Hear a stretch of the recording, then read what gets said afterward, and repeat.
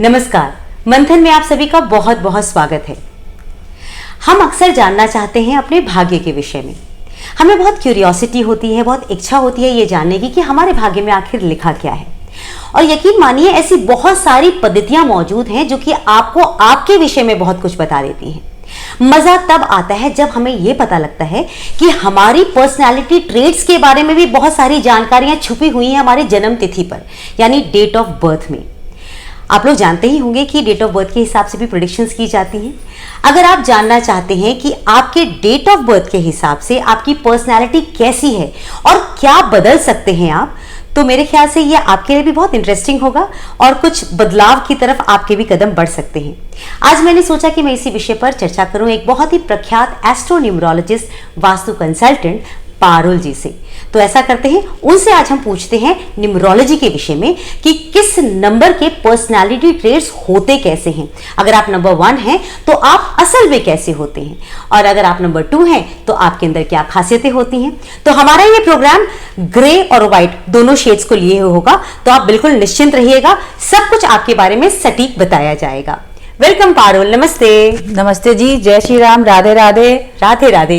पारुल जी, चूंकि astro numerology की बात हो रही है, जहां पे हम न्यूमरोलॉजी टर्म का इस्तेमाल करते हैं, तो बड़ी क्यूरियोसिटी होती है कि हमें पता रहे कि हमारा जो नंबर है, डेट ऑफ बर्थ है, उससे हमारी पर्सनैलिटी के बारे में क्या खास पता लग सकता है। अब तक तो मुझे यही मालूम था कि वैदिक ज्योतिष जो है वो हमारे बारे में चीजें बता सकता है ना? जी बिल्कुल। तो न्यूमरोलॉजी कैसे हेल्प करता है, जरा इसके बारे में ब्रीफ में बता देंगे आप मुझे? बिल्कुल। देखिए, जैसे न्यूमरोलॉजी हम इस टर्म से जानते हैं, it's a science of numbers. जी, कैसे एक नंबर एक प्लेनेट के साथ एसोसिएट होता है और इन एसोसिएशन से हम किसी जातक के जीवन के बारे में जानकारी निकालते हैं।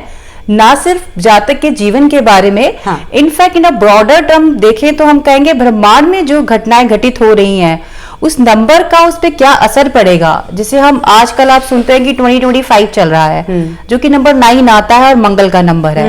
ये किसी के इंडिविजुअल नंबर से बहुत अलग है। ये नंबर 9 पर्सपेक्टिव है यूनिवर्स में क्या होने वाला है, हमारे ब्रह्मांड में क्या घटनाएं घटित होंगी। जो मंगल, क्योंकि number 9 is associated with the Mangal, तो हम उसको देखते हैं कि मंगल के क्या ट्रेट्स रहेंगे, क्या चीजें हैं जो सामने आ सकती हैं। ओह वाओ, ये तो बहुत अच्छी बात है। तो अगर ऐसा सब कुछ है तो एक काम करते हैं, हम हर नंबर के विषय में आज आपसे बात करना शुरू कर देते हैं, है ना? तो दर्शक आप भी तैयार हो जाइए। अभी मैं सबसे पहले बात करने वाली हूँ नंबर 1 के विषय में। अब नंबर 1 में कौन कौन से नंबर्स को आप ऐड करते हैं, क्योंकि आपने कई बार बात किया है कि एक नंबर होता है और दूसरा होता है कंपाउंड नंबर, 2 नंबर्स को आप जोड़ करके बताती हैं। तो पहले मुझे बता दीजिए, 1 में कौन कौन से नंबर आएंगे, 1, 10, 19, ऐसे जो भी नंबर्स हैं आप बता दीजिए, फिर आप मुझे उनके पर्सनैलिटी ट्रेट्स के बारे में बताइएगा। जी बिल्कुल। जैसे देखिए, हम देखते हैं, जैसे हमने पहले भी इस पे चर्चा की थी जी, एक सिंगल डिजिट पे अगर आपका जन्म होता है, जैसे 1 to 9, if you are born on 9, it means आपका जो मूलांक है वो 9 बनता है।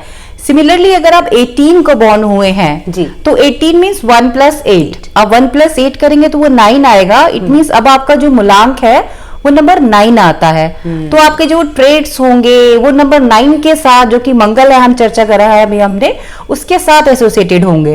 अच्छा। तो ये मूलांकन बहुत इंपॉर्टेंट हो जाती है एक जातक के लिए, क्योंकि जैसे कि टर्म से ही पता लगता है मूलांक आप जन्म से जो ट्रेड्स अपने साथ पैदाइशी लाए हैं, आप ये भी कह सकते हैं जो जीन में आप प्रॉब्लम्स लाए हैं या कुछ फोटे हैं आपके जो जीन के थ्रू आपको ट्रांसफर हुए हैं, वो सब मूलांक के अंतर्गत आते हैं। क्या बात है। यानी अब मैं आपसे पूछूंगी कि नंबर 1, नंबर 10, नंबर 19, तो अब 1 नंबर वाले वो कैसे होते हैं?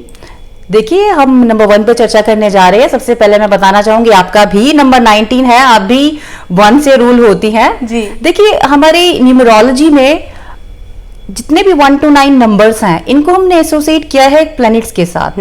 उस प्लैनेट के जैसे ट्रेट होंगे वैसे आपको उस पर्सन की पर्सनालिटी में नेगेटिव पॉजिटिव दोनों दिखाई देंगे। अच्छा। जैसे आपने नंबर 1 की बात करी, अब number 1 is associated with the sun. And sun को हम कैसे देखते हैं, वो जो दूर से चमक रहा है और सबको रोशनी दे रहा है। तो नंबर 1 वाले लोगों में आपको ये ट्रेट्स देखेंगे कि बहुत हेल्पिंग नेचर के होते हैं, पर नंबर 1 थोड़ा क्रूर भी है। ओ क्रूर इन द सेंस कि सूर्य को देना है तो देगा, आप जबरदस्ती नहीं ले सकते। अब गर्मी हो रही है तो आप कह नहीं सकते कि थोड़ा कम दीजिए, वो अपने मन से देगा, जितना उनको देना है वो देगा। तो नंबर 1 वाले कुछ ऐसे ही होते हैं। नंबर 1 को आप देखें तो number 1 is also associated with the king, क्योंकि हमारे सोलर सिस्टम का जो किंग है वो तो सूर्य है, वही है जो सारे प्लैनेट्स को बांध के रखा है। तो यही है नंबर वन जो किंग की तरह रहना पसंद करता है। आप देखेंगे इनकी एम्बिशियस टूवर्ड लाइफ जो है बहुत हायर रहते हैं, छोटी मोटी जॉब इनको पसंद नहीं आती, मतलब they are born to shine, इनको शाइन करना ही है। अगर ये जो नंबर इनको मिला है उसकी फ्रीक्वेंसी के साथ अपने आप को एसोसिएट करते हैं तो डेफिनेटली ग्रो करते हैं। और नंबर वन वाले में आप देखेंगे एक मैग्नेटिज्म है, हाँ। एक अलग से लोग इनसे अट्रैक्ट होते हैं जहां पे ये खड़े होते हैं।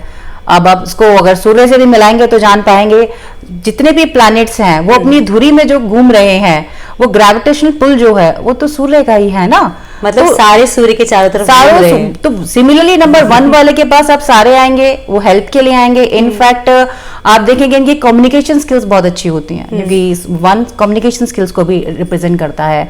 जिस भी फील्ड में ये जाएंगे, अगर वो लीडरशिप है, sun is a leader, king is a leader, तो वो सारी फील्ड जहाँ लीड करेंगे प्रोफेशन में, आर्किटेक्ट, इंजीनियर, इनफैक्ट जितने नेता जो सबसे आगे हैं पायनियर होते हैं अपनी फील्ड में। तो ये सब क्वालिटी नंबर वन में आप बहुत अच्छे से देखेंगे। पर अगर थोड़ा सा इनका नेगेटिव ट्रेस देखा जाए नंबर वन वालों का, थोड़ा लोनली है। अब लोनली इन द सेंस आप देखें कि सोलर सिस्टम में तारा तो सिर्फ एक ही है ना जो सबको रोशनी दे रहा है, तो वो अकेला है जो हायरार्की के टॉप पर है। अगर हम पिरामिड बनाते हैं तो टॉप पे एक सिंगल चीज ही आती है। अब जो इंसान हायरार्की के टॉप पे जाएगा वो डेफिनेटली लोनली होगा। But the good thing is that इनकी स्पाउस पे डिपेंडेंसी बहुत रहती है, इकलौते इनके स्पाउस होते हैं। इनफैक्ट मदर फादर से भी ज्यादा इनका रिलेशन आप देखेंगे तो इनके स्पाउस के साथ बहुत देखेंगे, ओवर डिपेंडेंसी होती है। ये नेगेटिव ट्रेट हुआ या पॉजिटिव हुआ? देखो दोनों है। आप अगर ज्यादा डिपेंडेंट है उनके ऊपर तो वन शुड बी इंडिपेंडेंट ना, बट गुड और नेगेटिव दोनों है। आप डिपेंड करता है आप कैसे देख रहे हैं इस चीज को। मतलब इससे ज्यादा नेगेटिव चीज तो कुछ नहीं हो सकती ना, मतलब बाकी अगर आप नेगेटिव ट्रेट जी अगर और देखें थोड़ा गुस्सैल नेचर के होते हैं। अच्छा। क्योंकि ये फ्यूरियस है, सन है, इसके अंदर वो लाइट है, वो रोशनी है। अब इगोइस्टिक तो नहीं हो जाते? जी बिल्कुल हो जाते हैं, इगोइस्टिक हो जाते हैं, बट यही वो चीजें जो उनकी नेगेटिव ट्रेट्स में आती हैं। अगर थोड़ा बैलेंस करें इसको, थोड़े एडमेंट होते हैं, जिद्दी स्वभाव के होते हैं। आप लाख कोशिश कर लीजिए उनके दिमाग में कुछ डालना है, नहीं जाएगी अनलेस एंड वो खुद नहीं प्रोग्राम करेंगे अपने माइंड को कि हाँ हमें ऐसे काम करना है। थोड़ा एडमेंसी है इनके साथ नंबर वन के। My God. तो अगर जैसे आपने तो थोड़ा सा नेगेटिव ट्रेट बताया जो एडमेंट होते हैं, थोड़े जिद्दी स्वभाव के होते हैं, नॉर्मल एक स्वभाव हम इसे मानते हैं, इसको टोन डाउन कर सकते हैं?